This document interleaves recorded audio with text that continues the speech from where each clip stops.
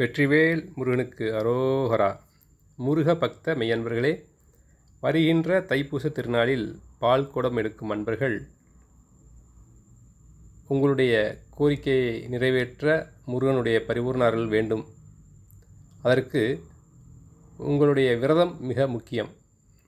உங்களுடைய விரதம்தான் உங்களுக்கு மிகப்பெரிய ஆற்றலை பெற்றுத்தரும் என்பதை உணர்ந்து கொண்டு பால்குடம் எந்த வேண்டுதலுக்காக நீங்கள் பால்குடம் எடுக்கிறீங்களோ அதுக்கு விரதம் இருந்து நீங்கள் அந்த பால்குடம் எடுத்து செலுத்தும் போது மிகப்பெரிய சக்தி கிடைக்கும்.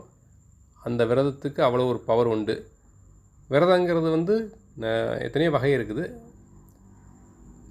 சாப்பிடாம உணவே அருந்தாமல் இருக்கக்கூடிய விரதமெல்லாம் இருக்குது. சஷ்டி விரதம், ஒரு வேளை மட்டும் உணவு உண்ணக்கூடிய விரதம் இருக்குது. 2 வேளை உண்ணக்கூடிய உணவு இருக்குது. சைவமாக சுத்த சைவமாக மட்டும் உணவு உண்ணுவேன், 3 வேளையும் சாப்பிடுவேன். ஏன்னா பணி சுமைகள் காரணமாக அலுவல் வேலைகள் இருக்கிறனால அந்த 3 வேளையும் சாப்பிட்லாம். ஆனால் சைவமாக இருப்பேன் அப்படிங்கிற வைராக்கியத்தோடு நீங்கள் சங்கல்பம் எடுத்துக்கிட்டு நீங்கள் விரதம் இருக்கலாம்.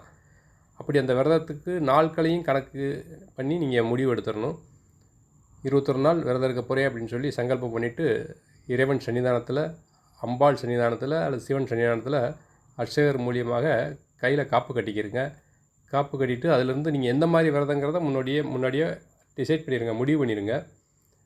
அப்போ நான் 3 வேளையும் சாப்பிடுவேன், ஆனால் சுத்தமான சைவமாக இருப்பேன் அப்படின்னா தப்பு இல்லை, தாராளமாக இருக்கலாம். ஆனால் அதில் உங்களோட மன வலிமை தான் முக்கியம். அந்த மன வலிமைக்கு உறுதுணையாக இருப்பது அந்த காப்பு கட்டக்கூடிய கவுரு. தெய்வத்தினோட சன்னிதானத்தில் சங்கல்பம் பண்ணி இந்த விரதம் வெற்றிகரமாக முடியணும் அப்படிங்கிறதுக்காண்டி தான் அந்த காப்பு கட்டுறது. அந்த காப்பு கட்டி நீங்கள் விரதம் இருக்கும்போது உங்களுக்கு மிகப்பெரிய சக்தி கூடும். ஏன்னா அந்த காப்பு கட்டுறதுக்கு இறை துணை இருக்கக்கூடிய ஒரு வலிமை உண்டு. அப்போ நம்மளுடைய விரதத்துக்கு ஒரு கவசம், பாதுகாப்பு உண்டு. அவ்வாறு விரதம் இருக்க உங்களுக்கு ஞாபகப்படுத்துறதுக்கு தான் அந்த பதிவு. இன்னும் 30 நாள் தான் இருக்குது. ஜனவரி 1ஆம் தேதியிலேருந்து நீங்கள் விரதம் தொடங்கினா கூட பிப்ரவரி 1ஆம் தேதி பூசம் 30 நாள் விரதத்தை பூர்த்தி பண்ண முடியும். சரிங்களா? 30 நாள் விரதங்கிறது சிறப்பான ஒரு நல்ல ஒரு இதுதான். 48 நாளுங்கிறது ஒரு மண்டலம். எவ்வளோ முடியுமோ உங்களால் அந்த விரதத்தை நீங்கள் கடைபிடிச்சா அதுவே சிறப்பு. அப்போ உங்களோட எண்ணமும் வலிமை பெற்று உங்களுக்கு தேவையானதை ஈர்த்து கொடுக்கக்கூடிய சக்தி உங்களுக்குள்ளேயே வந்துடும்.